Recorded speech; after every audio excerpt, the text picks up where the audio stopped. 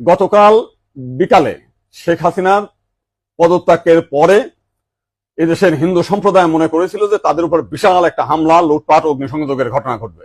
কিন্তু গতকাল বিকালেই বিএনপি এবং জামাতের নেতারা তাদের নেতৃবৃন্দকে হিন্দুদের বাড়িতে হামলা, লুটপাট, অগ্নিসংযোগ যাতে না হয় এবং প্রত্যেক মন্দিরে যাতে পাহারা দেয় সেই ব্যবস্থা করার নির্দেশ দেয়। এবং গতকাল থেকে আমরা দেখেছি সেই পাহারা দিয়েছে।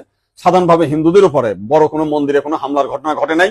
কিছু আওয়ামী লীগের হিন্দু নেতা আছে যারা বিভিন্ন সময় লম্পঝম্প করেছিল, তাদের বাড়িতে, শুধু হিন্দু বাড়ি না, মুসলিম আওয়ামী লীগ নেতাদের বাড়িতে হামলা হয়েছে, লুটপাট হয়েছে এবং সামান্য কিছু সুযোগ সন্ধানী এলাকা ভিত্তিক তারা কিছু সামান্য মন্দিরে হামলা করেছে, সেটা ব্যাপক বিষয় না। কিন্তু আমরা দেখলাম যে ভারতের রিপাবলিক এইটাকে নিয়ে ব্যাপকভাবে রিউমার ছড়াচ্ছে, নানান কিছু মিলে উদ্ভট কথাবার্তা বলছে।